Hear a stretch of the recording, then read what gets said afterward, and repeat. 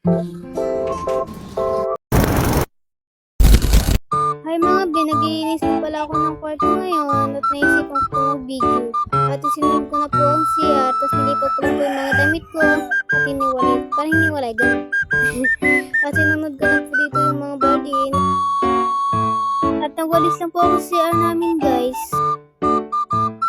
Kumuha lang po ako yan sa phone para po pang kuskus sa inodoro. At ayun, kinuskusan ko na po pati yung sahig, kinuskusan ko na rin po para matanggal po ang dumi. Ayun po, walis-walis lang po tayo. Tinatanggal ang mga tubig-tubig. Tinanggal ko na rin ang balde para mawalisan na rin sa dulo para matanggal na rin yung dumi dun. Patuloy lang po sa pagwawalis para po matanggal po yung agad yung mga dumi. Nilagyan ko po ng sabon para po matanggal po talaga yung mga dumi. Para po malinis din po talaga siya ng maayos. At binuhusan ko na rin po siya dyan maya-maya ng tubig para matanggal din yung mga sabon-sabon.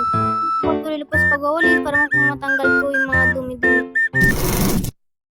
Sunod ko pong gawin yung mga labahin, hiniwalay ko po yung mga damit ko at damit ng mga ate ko. Hindi ko na po sa plastic yung mga pihi ko na damit, pati mga puti ko na damit. Hiniwalay ko lang po yung di kulay at di puti.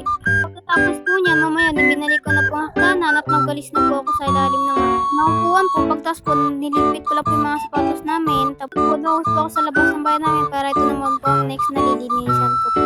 At nagpahinga lang po ako dyan saglit. Bumili pa pala ako saglit sa tindahan kasi po nauhaw po ako. Ang binili ko po dyan ay Coke po. At ayan na po, nakabili na po ako ng Coke.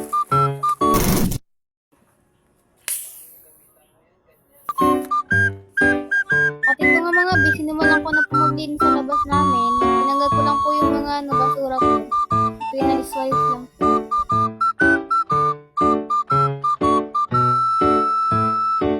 At mamaya nga, bitadakotin ko na lang para mabilis malagay sa basurahan.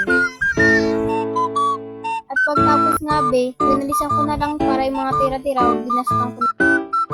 Pagtapos nga maglinis sa labas guys, umakit ako para sa taas naman po yung linisan. Inaayos ko lang pala muna yung higaan namin guys.